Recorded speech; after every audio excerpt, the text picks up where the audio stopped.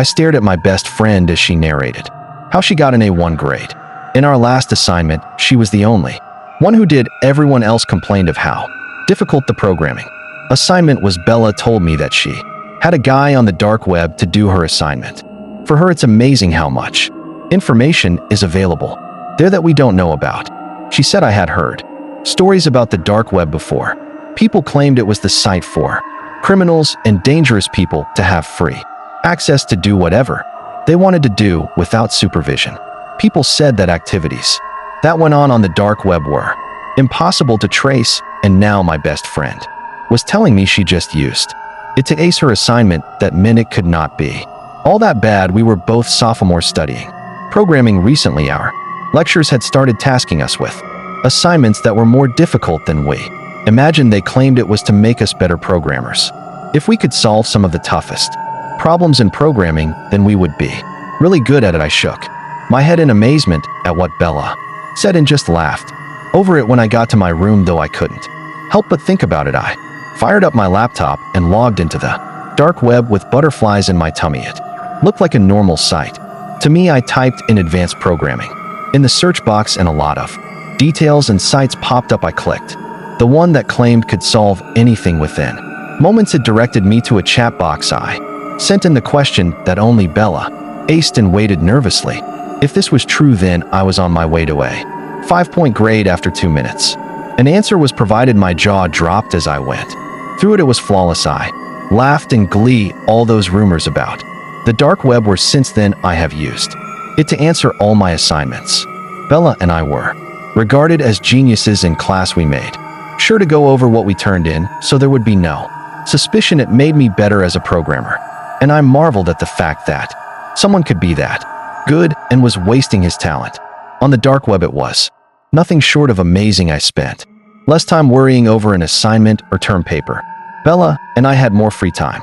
The dark web was our secret, and we intended to keep it that way. I started to get notifications from the dark web. The person on the other end of the chat box messaged me first. I frowned as I opened the message. Do you enjoy this? I smiled as I typed in yes. Only an idiot would not enjoy it. Don't you think I should get a reward? I nodded in the affirmative and asked what kind of reward.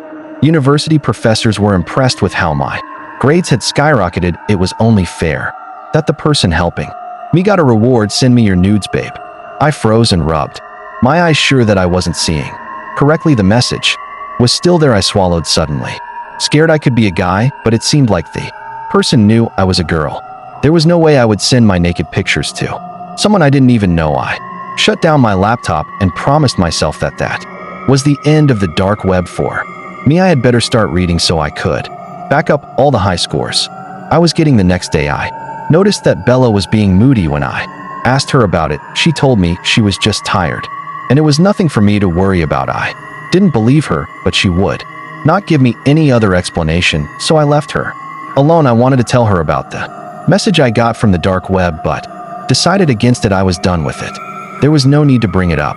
Bella didn't seem in the mood for a discussion anyway. I got to my room and lay down on my bed. As I switched on the laptop, all my notifications were about the dark web. This was really driving me crazy. There were messages from the programmer guy. He kept asking me to send my nudes. I shut off the site completely and logged out. There was no way for him to reach me. I thought to myself, smiling. I went to have my dinner. By the time I was done, I saw that my phone had been pinged with different messages. I frowned, thinking it was spam. I opened it and dropped my phone in shock.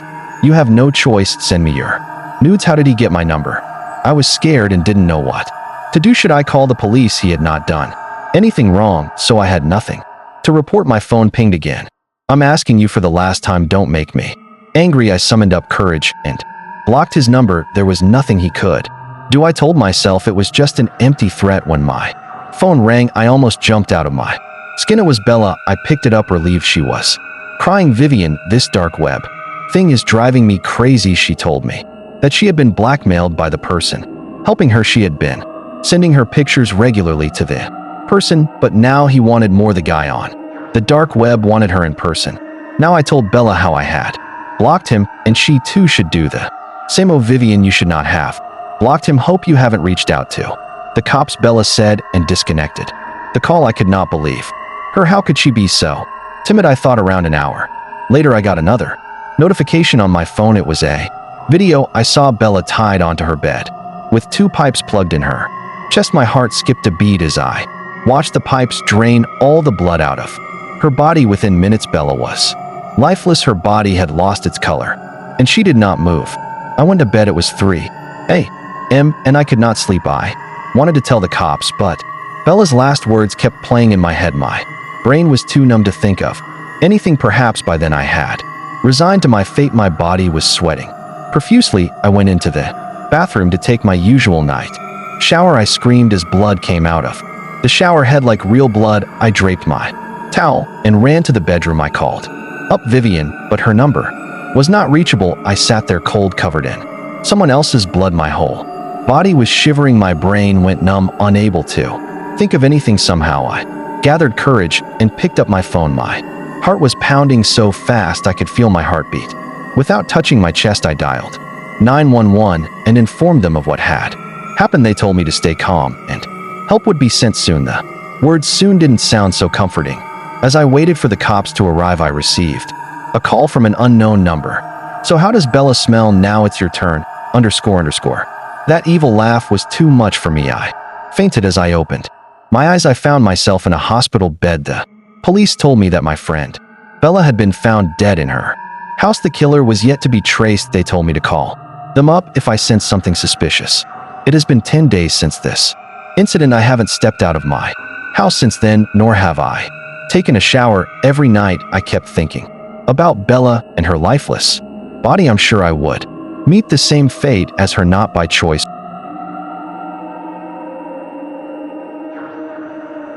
I don't want to tell you guys my name, because my story, well, it's very disturbing. I did an unforgettable thing, and I'll have to live with the guilt.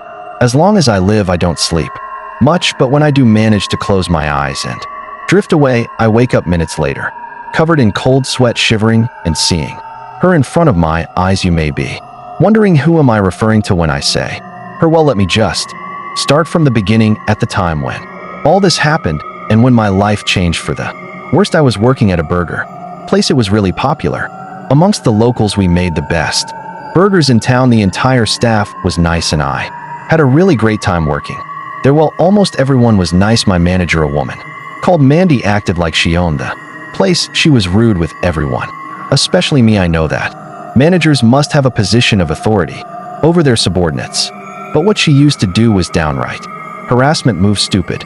Gosh, you're useless. I don't know why you ever got hired to work here, she would tell me on a daily basis. Most of the time I wouldn't even look at her. It was something out of a movie, like those scenes you see when the bully says something to a nerdy kid and he just looks down at his feet. The only difference was that we were both adults and I had to stand up for myself. I tried once, but it didn't go well at all.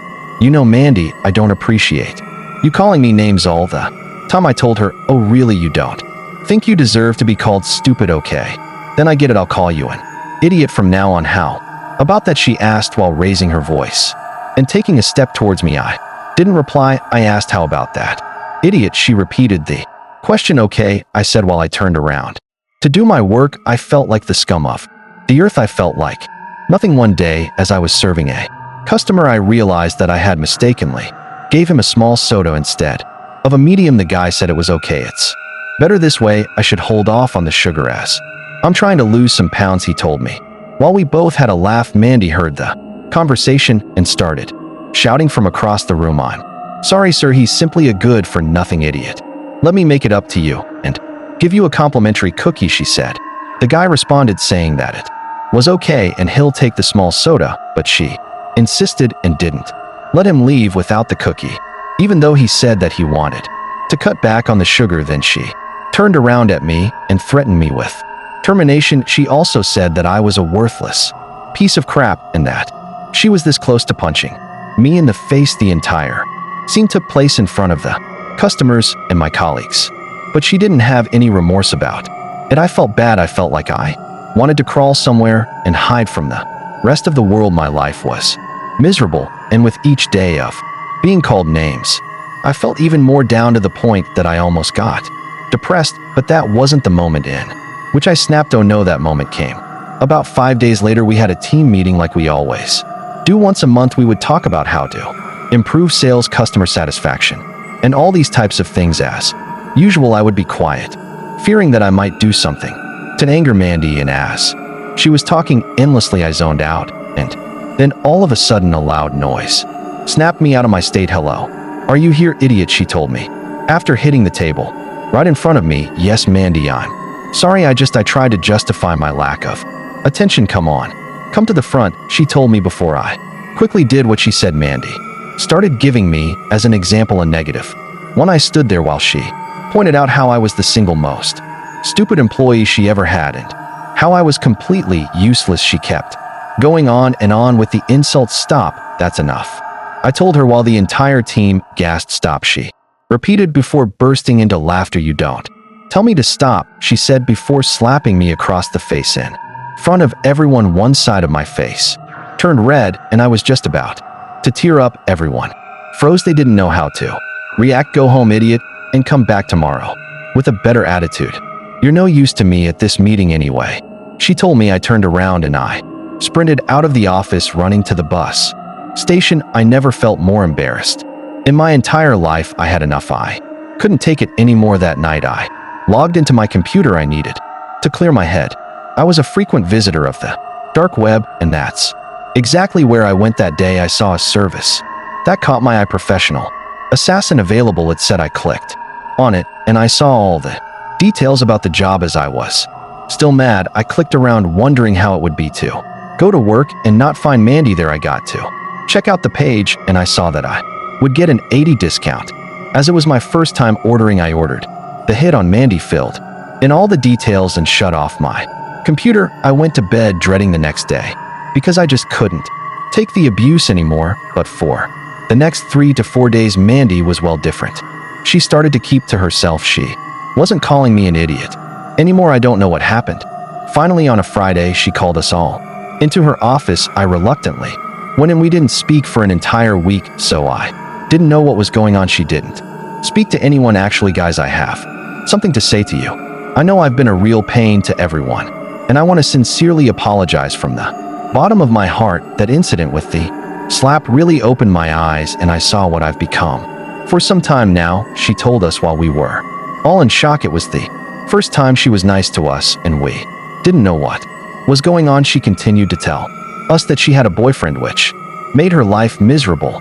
He would make her feel small, abused her both verbally and physically. She was powerless. The only time in the day when she felt confident and powerful was at work, and that's why she lashed out on us, especially on me, because I resembled to her ex. She had this view on men, this view in which every guy is abusive and controlling, and she needed to get back at them. And then she personally came to each one of us and apologized for everything she did. And when she came to me, she gave me a hug and started crying. I hugged her back. "I'm so sorry. You didn't deserve this, and I'm such a horrible person." She told me, "It's okay, Mandy," I told her, and I hugged her even tighter. It was a beautiful moment, and for the first time I saw her as a human being, not as a monster. To our surprise, she decided to resign and move to another city so she can get away from her old life. We all understood that and wished her all the best, but one thing popped into my mind: the assassination.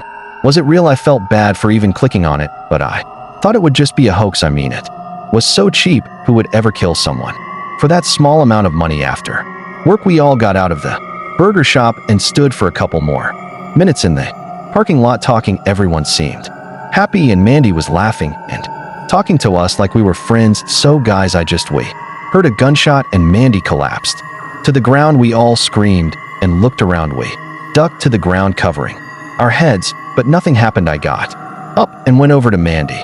She was bleeding profusely. The bullet went straight into her chest. She was coughing blood, and I held her hand, telling her that it would be all right. Her eyes teared up, and so did mine. I knew it was my fault. I knew I was the reason she was going to die. The ambulance came, but it was too late. Mandy died, and so did my soul. The next day, I couldn't come to work, and I soon resigned. Now I'm forced to live out my days with this guilt. I got a person killed without even really knowing her. I can't sleep. I can't think, and I can't even do anything. I'll run out of Money soon, and I don't know what to do. All I know is that I'm a murderer you.